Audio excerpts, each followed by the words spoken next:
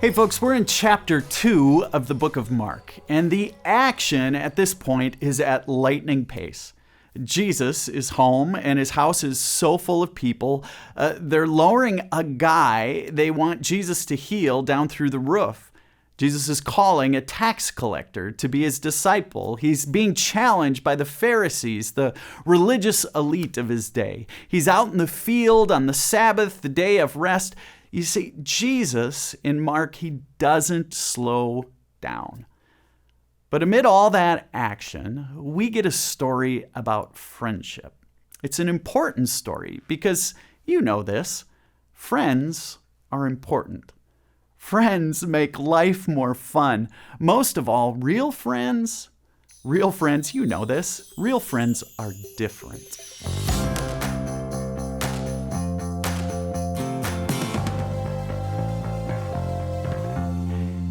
In the first chapter of Mark, Jesus is back home in Capernaum. And the chapter begins with this crazy story of these guys lugging around their paralyzed friend.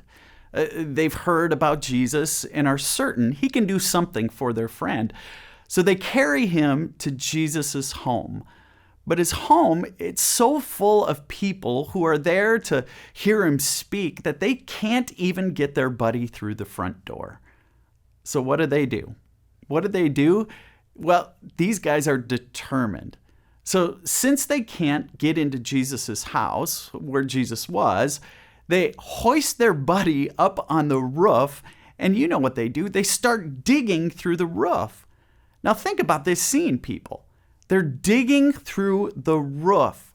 Folks, they are vandalizing the Son of God's house. They're trespassing. But again, they're determined. They're determined to do whatever it took for their friend. Now we might ask, why? Why did they do it? They did it, you know this, because of friendship. Friends, you know, friendship has us doing all kinds of things we wouldn't otherwise do. Friendship is different. A friend is chosen. A friend doesn't have to be there, but they are. Friends have no obligation, but they do this thing. They show up anyway. Here's what I think. I think most of us have one of two problems when it comes to friends.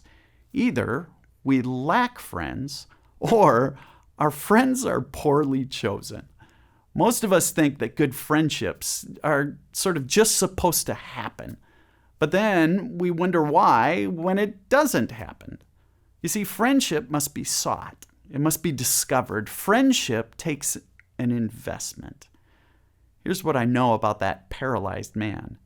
He probably wasn't always that fun to hang out with. Think about it. He likely had to crawl on the ground everywhere he wanted to go.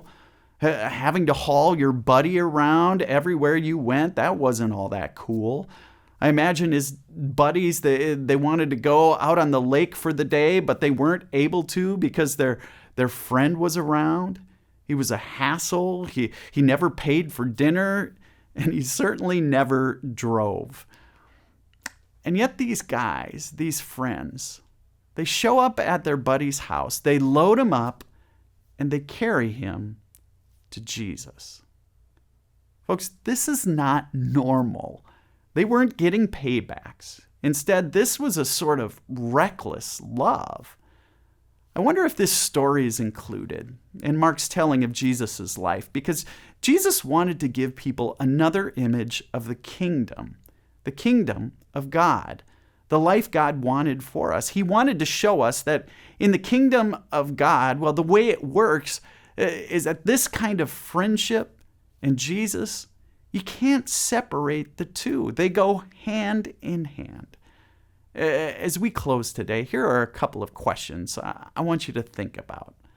Like the guy whose friends lugged him to Jesus, who in your life are you bringing to Jesus? And secondly, who in your life is bringing you to Jesus?